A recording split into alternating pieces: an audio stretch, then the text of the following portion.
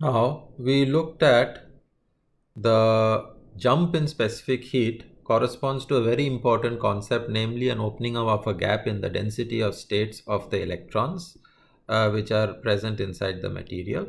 So in a normal material, while there are a continuum of available states across the Fermi energy, its continuous set of states are available.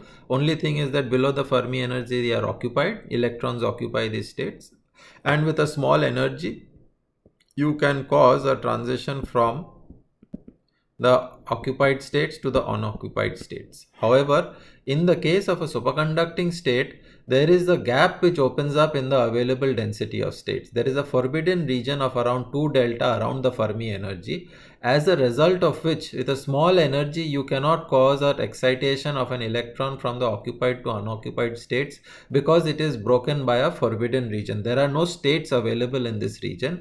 Only beyond this EF plus delta you have states available, and this leads to a jump in specific heat because you are causing excitations of the order of kBt, of the order of this delta, when you are exciting from the occupied states to the unoccupied states above EF plus delta. Okay, now having understood this, we will later on look at why does this gap open up and so on, which we will do when we do the BCS theory of superconductivity. Okay, however, now let us look at the behavior. One last topic is the behavior of free energy of the material in a magnetic field.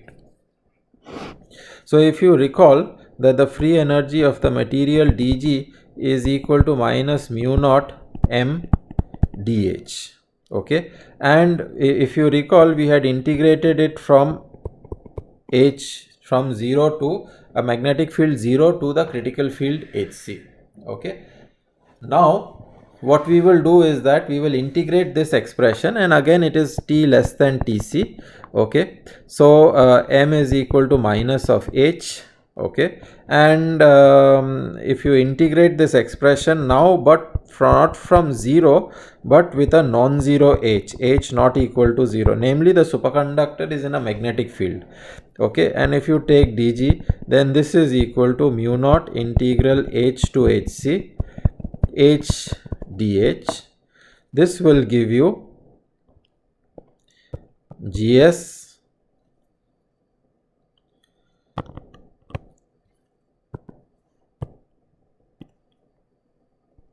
this will give you, just let me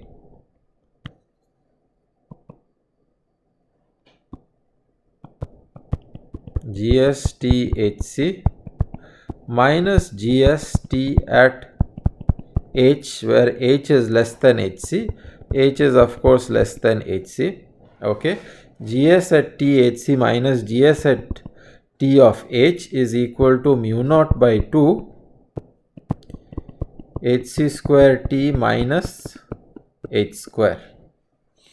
Okay, and if you recall our earlier discussion, G of T of Hc is equal to G normal THC, which is equal to G normal T0 if the material is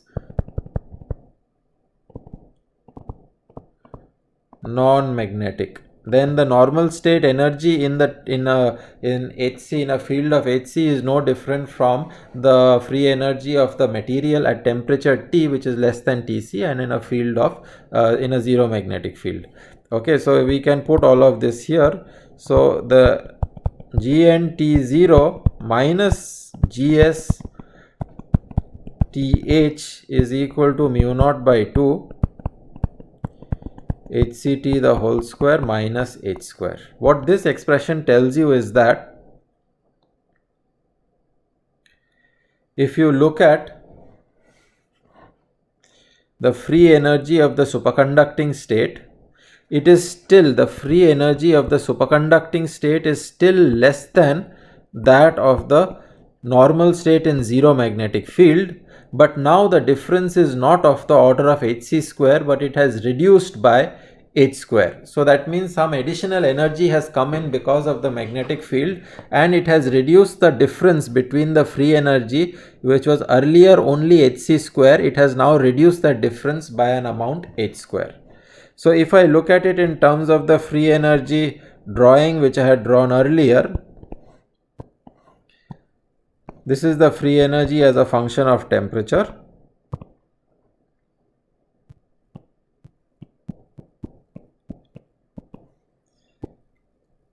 This is the normal state G and T, the free energy behavior. Let me exaggerate and show this. The free energy behavior of the superconducting state.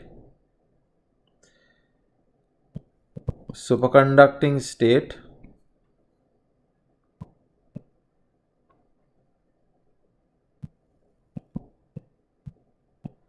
Gs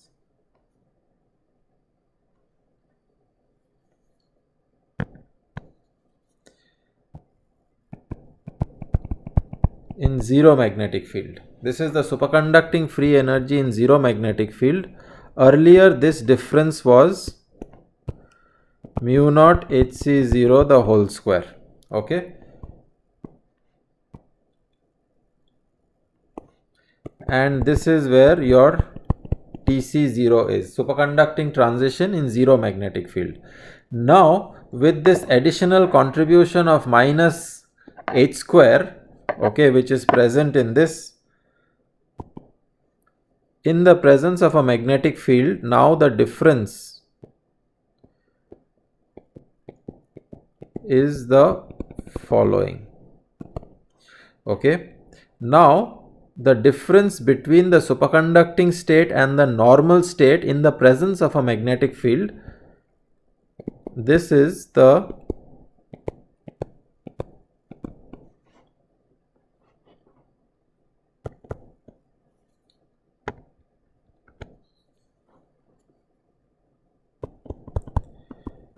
free energy GST in the presence of a magnetic field.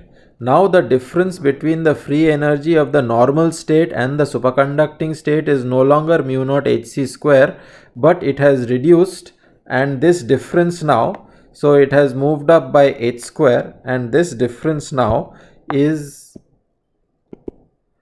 this difference is mu naught Hc square minus h square. Okay, this is the difference in the free energy. It is no longer this large difference. So the difference between the normal state and the superconducting state reduces in the presence of a magnetic field. Namely, it weakens the superconducting state. Magnetic field weakens the superconducting state, and you can find that the difference between the superconducting state and the normal state goes to zero at a lower temperature, which is TCH. You can see that the difference, because of this additional term of minus h square, the difference between the normal state and the superconducting state, this difference goes to zero much earlier. So the superconducting transition temperature in a magnetic field actually shifts downwards. With H, the superconducting transition temperature moves downwards. It looks like H weakens the superconducting state. As a result,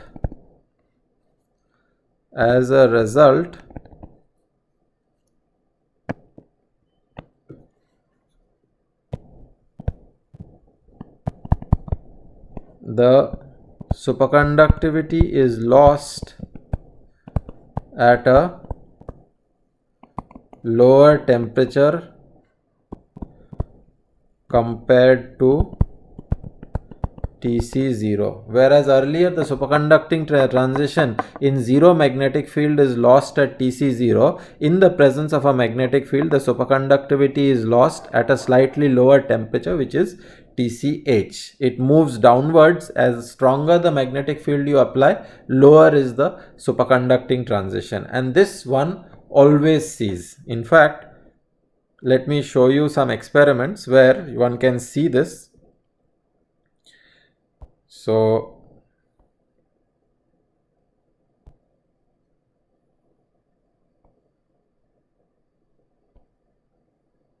So let us look at this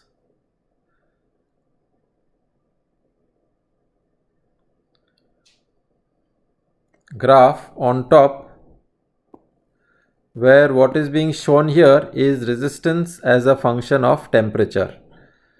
In zero magnetic field, the transition temperature is sitting somewhere here for this particular superconductor, which is a samarium iron arsenide superconductor, potassium doped strontium iron arsenide. And what you can see here is that the Tc0, this is the superconducting transition. The superconducting transition, clearly you can see the superconducting transition here. And the Tc is somewhere between 35 and 36 Kelvin.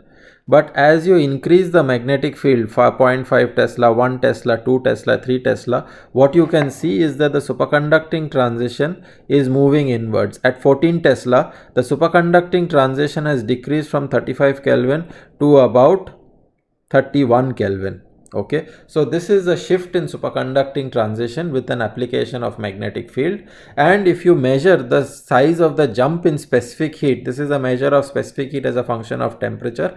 If you look at the size of the jump, whereas at zero magnetic field you have a sizable jump, as you apply the magnetic field, the size of the jump becomes smaller and smaller until it disappears completely, which means that the gap which was earlier present in the density of states is becoming weaker and weaker as you apply a magnetic field. That you can see here clearly. This is a complicated compound, but you can see the large jump in zero magnetic field. But as you increase the magnetic field by 1 Tesla, 2 Tesla and so on, you can see that the size of the jump progressively weakens and disappears. So therefore the superconducting state is actually weakened by the application of the magnetic field, and what happens subsequently is that you can apply a strong enough magnetic field to completely suppress the superconductivity inside the material. The field at which that occurs, the magnetic field is, of course, could be a upper critical field or your thermodynamic critical field. But the application of the magnetic field suppresses the superconductivity, okay, and it leads to the superconducting transition shifting to lower and lower temperature, because that is the temperature at which it's at a lower temperature superconductivity is weakened. So at a lower temperature the superconductor will transform into the normal state. And using the free energy expression which we derive, you can show that the temperature dependence of the field, the temperature dependence of the Tc on the magnetic field is given like this. Okay, so let us go back to one more point, okay, and that is that if so let me draw the free energy diagram once again.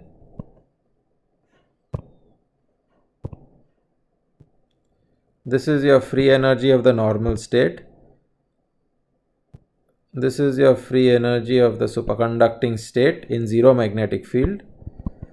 This is Tc0, and this is the free energy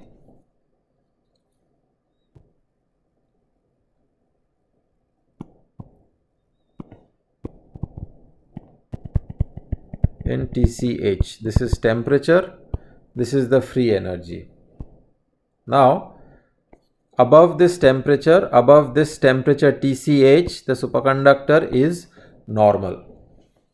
If you look at the behavior of the entropy, then one can show that. So recall the entropy behavior. From the expression of the entropy, you will see no difference in the field dependence. You will see that there is no change in the expression of the entropy when you take a derivative of the free energy. No explicit magnetic field dependence comes into the picture. But the difference is the following. If I am able to show you now. So what we see is that the entropy expression is the same, okay, and therefore the curves also look the same. The blue represents the entropy behavior in the normal state, and the green curve represents the entropy behavior in the superconducting state. And at Tc0, of course, the entropy of the superconductor becomes lower, but in the presence of non-zero magnetic field, what happens? H is equal to 0, this is valid. But what happens when H is not equal to 0? When H is not equal to 0, what you can see is that when the magnetic field is not equal to 0, the free energy difference between the superconductor and the normal state has reduced, and it loses superconductivity at a much lower temperature of TCH. So at TCH, above TCH, the superconductor turns normal. So therefore, in this picture, if you are looking at the superconducting entropy, then the entropy will be equal to the normal state and will not reduce at Tc0. It will continue up to TCH because the material turns normal above TCH, so the entropy of the material will be equal to that of the normal above TCH. And only below TCH, once it reaches TCH, it suddenly finds that the entropy should be at this point, and so there is a sudden jump in entropy. The entropy suddenly changes from the value at this point to a value which is there, which is on the green point, on the green curve, and so this corresponds to a jump in entropy in H not equal to 0. This is a characteristic of superconductors, that in the presence of a magnetic field, there is a jump in entropy as it transforms from the superconducting state into the as it transforms from the normal state into the superconducting state when it is cooled below the superconducting transition in a magnetic field. And that is because the moment below TCH, the free energy or the superconducting free energy is already at this point. So the moment it transforms into the superconducting state, or the moment it transforms into the superconducting state, it finds the entropy is at this point, because the entropy expression of the superconducting state in H not equal to 0 is going to be exactly identical to the expression for H equal to 0. The entropy expression has no difference.